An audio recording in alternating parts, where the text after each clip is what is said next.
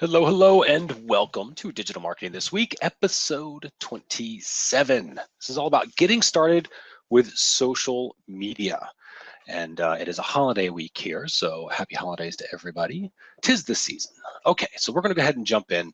Let's talk about social media. Of course, this is all brought to you by Seriously Simple Marketing over at SeriouslySimpleMarketing.com. My name is Chris Mercer, optimizer, content developer, host of Digital Marketing This Week. I actually handle all the social media stuff too, so this comes in really handy.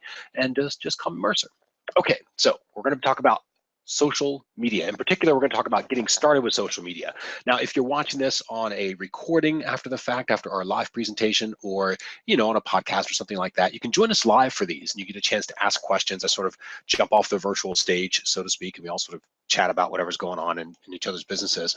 And you can just go to SeriouslySimpleMarketing.com. You can join us there. We've got a notification list there. Now, your goal for today is to get one idea, act on that one idea, and then repeat. It's a very, very simple concept, but it is the number one reason why people get overwhelmed in this business, because instead of following through with the one idea that they get kind of partway through one idea, they see another idea, they try to jump on that, and they maybe think, oh, that one's better than my first idea.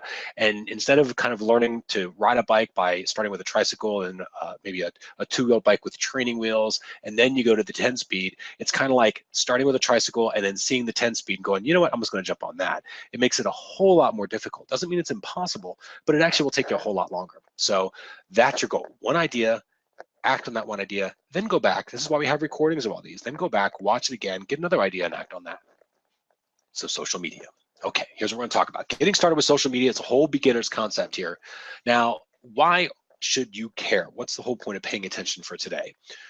Today, we're going to talk about tools that can actually help you get a little bit of leverage. So some of these you may not have heard of, some of them you might, but there are tools that, one in particular that we use quite a bit that I'm going to show you. Tips to get started. So if you're sort of been sitting on the sidelines, not quite sure what to do, I'll give you some tools or some tips and ideas on how you can get started. And then I'm actually going to share a strategy that we're using right now, and we're actually going to start using a lot more for 2015 because it's interesting results so far. So I think it's enough where we're going to put a little bit more effort into it for 2015. I'll show you that. It has to deal with Facebook. Okay, so let's talk about what social media is to start. Most of the time, Facebook gets the credit. When you think social media, you sort of think by default Facebook. You might think Twitter, and then there's others like LinkedIn and maybe even Google Plus for those of you who are on Google Plus. But really, it's all of these different things and so much more. And there's things like this that people don't think about. They don't think about SlideShare. They don't think about Reddit. They don't think about Meetup. Right? You don't think about things like Tumblr or Flickr or Instagram or Vine, but these are all social media, all of them. Anywhere where there's a group of people gathering is by definition social, right? And if they're having a conversation, that's where you can see you've got a social media setup. And you can use these techniques. The techniques we're going to be talking about are general enough that you can use them for just about anything. Incidentally, if you're interested in starting your own little social network, you can see this little green logo right underneath the YouTube there. It's called Ning. And that's a way where you can actually set up your own social media group outside of Facebook and everything else. And it's kind of a way to whitelist it. Kind of, you can brand it under your own name and all sorts of fun stuff. So that's just a kind of aside. Okay, what social media really is though. Social media is nothing more than advertising channels. That's all it is. It's different advertising channels. So back in the day, before the internet, we had the yellow book, we had the newspaper, we had radio. If you had a really big budget, you had TV. If you had a medium-sized budget, you were doing cable advertising. And maybe you're doing flyers, maybe you're doing stuff on pizza boxes, maybe you're doing some direct mail. All of these were channels. And if you think about it, there is really no difference between social media and advertising channels, none. Yellow book, a certain group of people gather around the yellow book and this is again back in the day, but it used to be when you went to order a pizza, you had to look up the pizza place in the phone book, right? And so you'd go to the phone book and look them up, maybe find out some coupons or something like that. Well, a lot of people were doing that all at the same time. Now, they weren't able to necessarily converse with each other, but it is a certain group of people that were all interested in doing the same sort of thing around a certain object.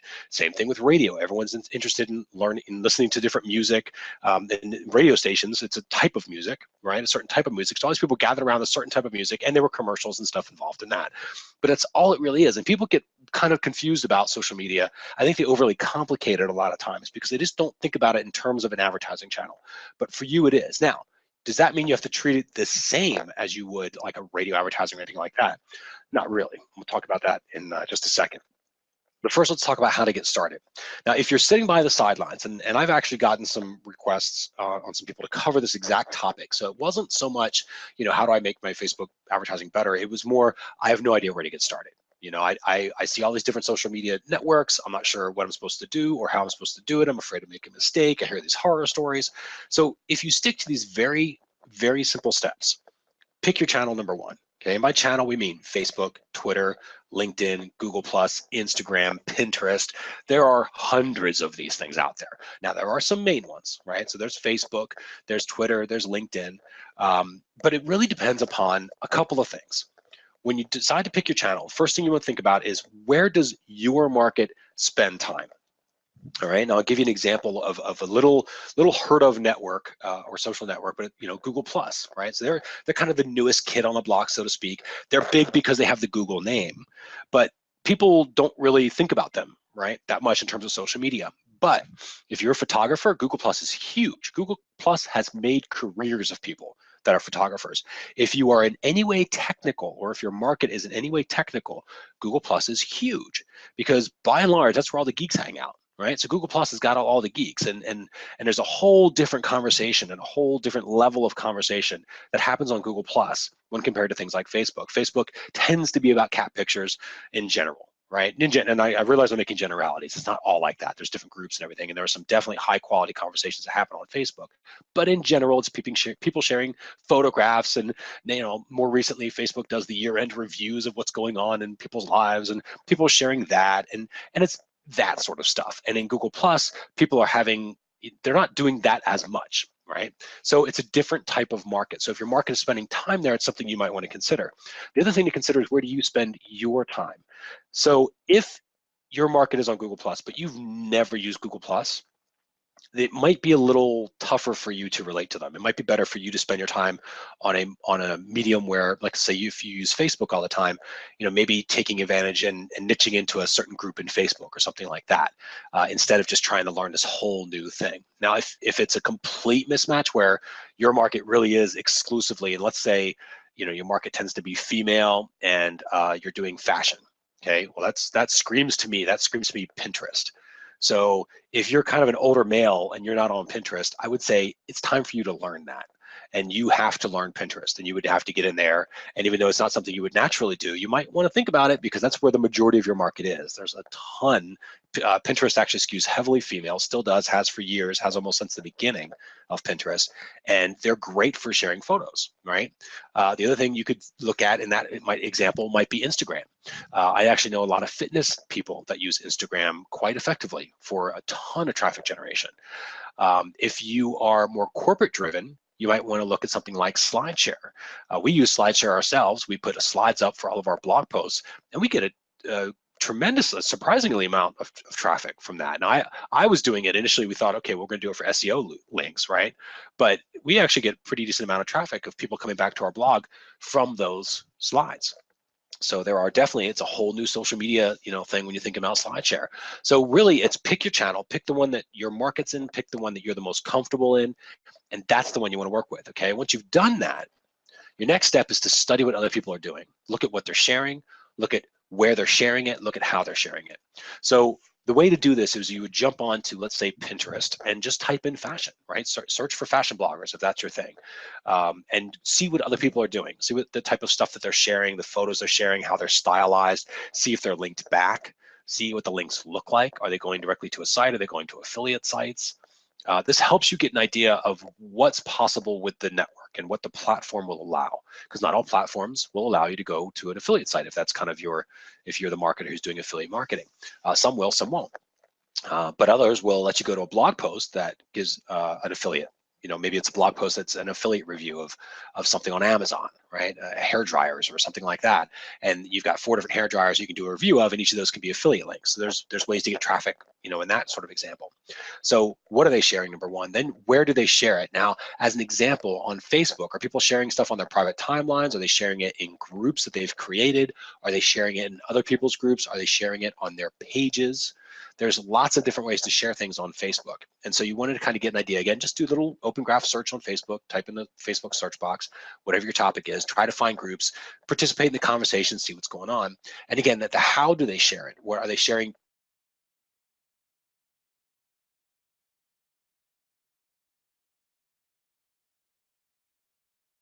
By going, how are they sharing that content?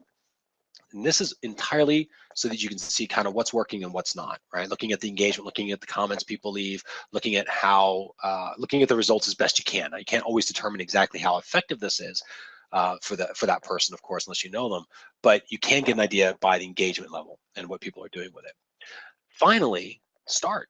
So when you start this, and normally I would say you study others might be anywhere from a few minutes to a few hours. It's not something that you're going to have to do forever and ever and ever. Don't think about this in terms of like weeks and weeks and weeks.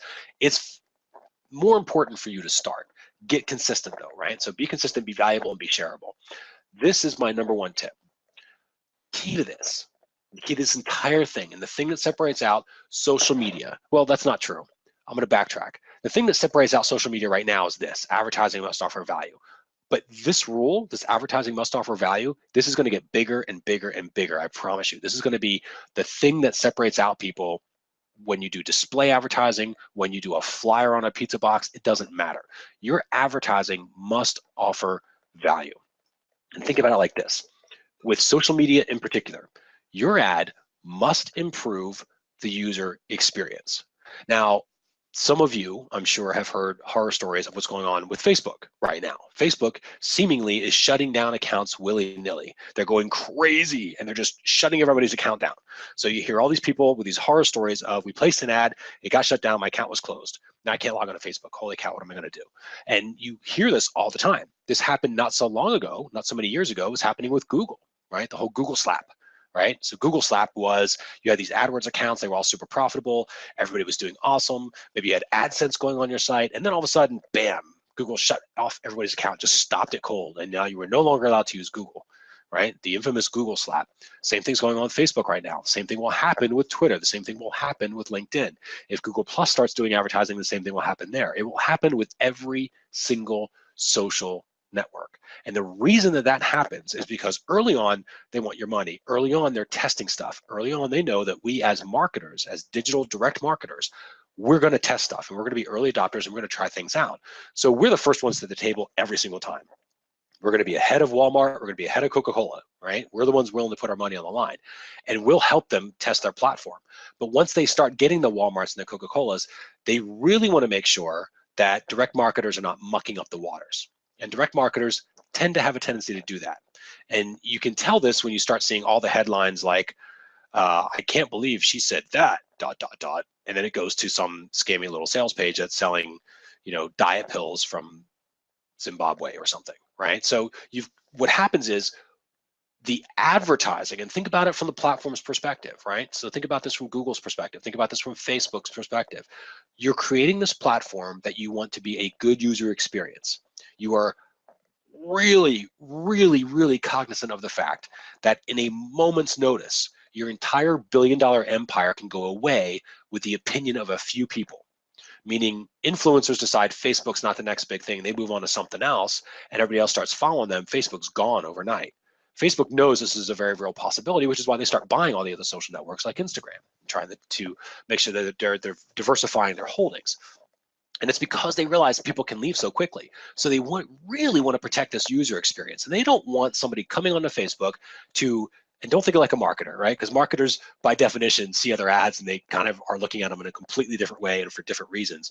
But a normal person would come onto Facebook and they would, maybe play a couple games because they're trying to kill some time, or they're checking out their family's photos, catching up on what happened at the graduation or the newest, addition to the family, whether it be, human or pet, maybe some funny photo that somebody shared, maybe they're engaging in some political discussion against their Uncle George, whoever, and they're on for that reason. They have zero reason of coming onto Facebook to look for your ad. They don't care. That's not why they're there. But it is an audience, right? So Facebook's got this weird balance of we want to be able to take care of these people and give them the user experience that they want, and at the same time, we need to make money, so we're going to sell ad space, but we have to present those ads in a way that makes it relevant for that user. And this is the key point. If you want to get through Facebook, through Google, if you want to slap proof your entire advertising budget, make sure your ad improves the user experience. At the very, very least, make sure it doesn't take away from the user experience. But that's kind of still, I think that's not enough. You have to improve the user experience. You want to go on there and you want Facebook to want to have your ad on there because it made the user experience better. And here's an example of that. Let's say that I am in, let's say I'm a survivalist. Okay, so I'm a doomsday prepper, and that's my thing. And I've got the gun collection and the food, and I'm trying to build my shelter out inside because I think the end of the world's coming. So if I'm part of that market and I'm on Facebook and I'm kind of chatting away in a private Facebook group, and that's why I come into Facebook, with this private Facebook group about survivalist studies and different ways to set traps or whatever else when the end of the world comes. And as I'm coming through and that's my intention, I'm intentioning going to that group to learn some stuff or to chat with my buddies. And then as I'm coming into Facebook, I see an ad that talks about survival seeds. Right, and so maybe I've got these seeds that are for survival, that are made for survivalists. Well, that's a relevant ad. The product is relevant. The experience is okay, right? So far it's not like they're selling me a car, right, or something completely irrelevant. They're selling me something that's related to my likes and to my interests. And so that, number one, that's a good thing. That doesn't necessarily improve the user experience, but doesn't take away from it.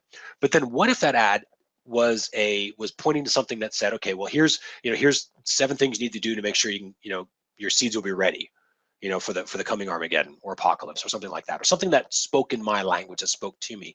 Now it's offering me something. Now it's content. Now it's valuable. Now it's something that I'm actually trying to get from my friends on that Facebook group, but I can get it from this ad instead. And this is improving the user experience. So that means, how do you know that's happening? People are clicking through your ad. So if your ad doesn't have high click-throughs, it's not of interest. It's not improving their experience. That's how Facebook is measuring this, and that's how all platforms measure everything. So not just Facebook. I use Facebook as an example, but this is through Facebook and Google and everything else.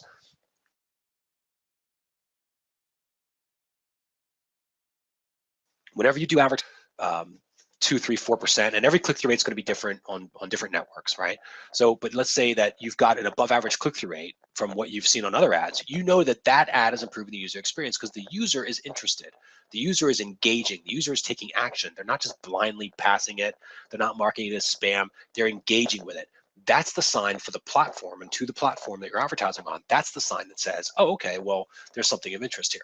Now, this doesn't just mean paid advertising, though I talk a lot about it because you really do have to pay to play. Like, there's just no way around that. But if you're doing organic shares, you can kind of get the same idea by seeing the number of people who are clicking and commenting on stuff, in that same sort of way. So that kind of is the main idea that I want to stress to you. Your ad must improve the user experience. And if your advertising is content, if me interacting with your advertising, whether it's a sales page, a VSL, a banner ad, a post on Facebook, a promoted post on Facebook, if my engaging with that and experiencing that, if it makes my life better, by default, it's going to make the platform better for me. The platform's going to love you. They're going to give you cheaper rates. I'm going to love you as a user because you're helping me have a better experience of life. And I get more value from it. So even if I don't buy, I'm getting more value. Well, the trick is, if I am getting value from it, why would I not buy, right? So when you think about your advertising, your copywriting, and then this is how we do it. When we think about it, we try to think like, okay, what value can we provide? And that's, whenever we've done tests, the ones that work the best are always the ones that provide value.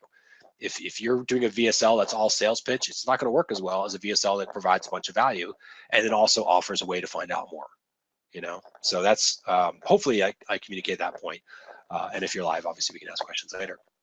Now, here are some tools that you can use. The one that I like the most is the one that I use the most, which is called Buffer App. This is a free tool, and we still use the free version. So I'm actually going to show you how we use this. I'm flipping over to the screen here. Let me make this a little bit bigger so you can see it. Okay, so the way that this works, we set up our social networks, and this is something that you can set up on autopilot. This takes us minutes a day, quite literally minutes a day. And I've let a couple of these accounts run down to 0 so you can see how easy it is. So I've got what this shows is I've got a Google Plus page, we've got our Facebook page, and this is all for Serious and Simple Marketing, our Google Plus page, our Facebook page, and our Twitter page, right? So our Twitter account. So I've got 6 in queue right now is what this says, and I've got nothing in queue for the Facebook page, and I've got nothing in queue for Twitter. So what I'm going to do is when we set up our account, we tell Buffer kind of the stuff that we're interested in, and Buffer will actually create suggestions for us. So the Google Plus page, I set up everything. This is the free account. It's a limitation. You can only do 3 accounts hooked up, and you can do up to 10 in the queue. And then you basically tell it in a schedule. You say, I'll click on the schedule here. You can see we just tell it to send twice a day. We just sort of made up these times, to be honest, but you could always test and see what the best times are for engagement. But we just told Google Plus do twice a day. We told our Facebook page, do it 5 times a day. We told our Twitter account, do it 4 times a day. And so what we do, I'm gonna go back to content in our suggestions, is I would click on our, let's click on our Google Plus page and fill it up. So I'm gonna say, ultimate list of blog ideas might be interesting to that. Keep a blog post live forever. That'd be interesting to our audience. Social media ROI, that's also interesting. Now, what we do after the fact is we'll go through, and these links that we have in the queue, we go back to this and it shows you what's coming up in the queue. We'll click on them so we can kind of go through them and be familiar with them too. Because part of the reason we are thinking the audience is interested is because we are. So it's kind of a nice way for us to keep up on all the cool stuff too. All right, so I'm gonna go back to suggestions. Let's do the Facebook page. So I'll start at the bottom here, just kind of mix things up. That way, if somebody's following us on all 3, they don't get the same thing all at the same time. So let's see, ideal customers on Facebook. I bet you that's something of interesting to people on Facebook.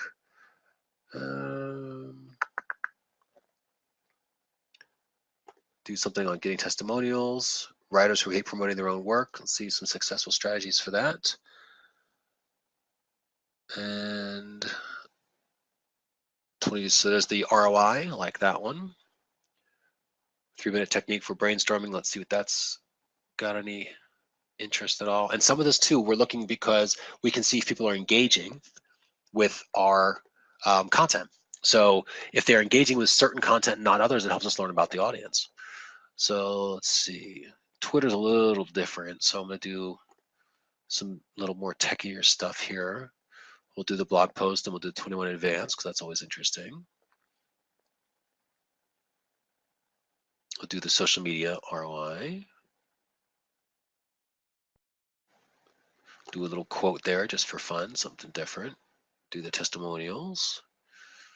Focus this one on the mobile advertising.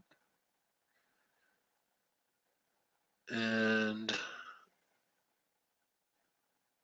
I think that's about it for now. So we've got some suggestions in there. We've got 9 now in queue for Google. We've got 7 in queue for our Facebook page. We've got 9 in there for Twitter. Now at this point, we're kind of on autopilot. This is going to go through and schedule, and it'll drop posts, again, from Twitter 4 times a day, Facebook 5 times a day, Google a couple times a day. It's just gonna go through the queue, and it picks the top ones from the queue and then displays them. Now the way that looks is it comes through here. This is our Facebook page. And again, let me make this a little bit bigger for you. There we go. Okay, so here's our Facebook page. So we've got, oops, let's scroll through here. So here's an example. So it says posted by Buffer. And we're viewing this through our business account, which is why we see 7 people reached. You won't see that. This is like behind the scenes stuff. But this brings up a really good point, and then I'll finish this little section up here. You see that where it says 7 people reached, it says 10 people reached, you see 9 people reached. This is the problem with not paying for stuff. When we don't pay, out of the 1,900 people so far, right? We had 80 new people like our page this week, but out of the 1,900 people that we are at so far, 7 people saw this, right? And it showed up in their timeline. Is basically what that means. It doesn't mean they saw it. It just means they showed up in their timeline. 10 people here. This is the problem with organic. Now, I've looked at us posting our own ads, right? Not our own ads, us posting our own shares. So if I went through, pulled this exact article out and posted it, so it wasn't by Buffer, but it was by us, and it's about the same. There really isn't that big of a difference of me logging in and Buffer logging in. Now there used to be, but Facebook has since sort of killed that discrepancy because they really just want you to pay. They don't want you to organically log in. They would much rather you pay. And I'll show you the difference here. So I'm gonna go into our, I think it's Insights. And this is where it kind of shows you all the different stuff that's going on. So you can kind of see, reach. I'm going to go through here, and I'm going to show you. Let me just expand this a little bit because I want to show you. So see, here's all of these different posts that we've done. Now these have been automatic. We don't have to. It literally took I did this live, right? It took just a few minutes in Buffer to create a bunch of posts, and it keeps some cool things going on. We can kind of get an idea, like, we come through here 24, how to be truly funny next presentation. That's big difference than 15, 9, 12. I mean, Facebook thought that was more interesting to our group. Our group saw more of that, right? Not a huge amount compared to 2,000 people, right? But at least it shows you it's different than this one, how to perform the hashtag search. Not many people interested in that, or at least Facebook didn't think so. Another one here, how to cultivate a routine, a winning routine when you run a business.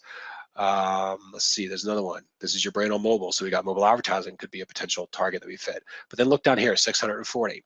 Now, why does this say 640 people were reached? Because we paid for it. So there's the only reason. We put, I believe it was $10 behind it, and we promoted it. Actually, I think this was $15. We promoted it for 3 days, $5 a day, because it was a different way of, we're just trying to test different ways to promote stuff. And what we did is, you see we had 37 organic views, right? So even though this is an example of us posting our own stuff, it still only got viewed 37 times. So practically no difference between 37 and 24. Who cares, right? It's that 603 additional ones that we paid for. So what happened is on our engagement level, you come back up here, you see post clicks are purple and likes are the little pink color.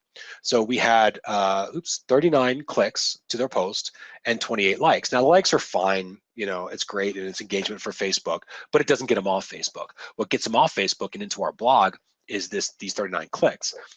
Now what happened was we started getting some clicks to our blog post. People came to the blog post and they started opting in for DMTW, which means they are, obviously part of Now Digital Marketing This Week, and they are on our email list, which is a whole different connection. So now we can actually have a one-on-one conversation with everybody versus having to scream amongst all the people on Facebook. So that was kind of an interesting thing that we started noticing. And so this is part of the strategy we're going to be doing in 2015, and I'll talk about that in just a second. But that is Buffer. So super cool tool. It's free. We are still using the free version. I am real close to paying for it because it's not that expensive, but so far the free version is fine, and we like it. The other one you can use is Hootsuite. This is also very, very popular, what they call social media dashboard. It's great if you have a VA.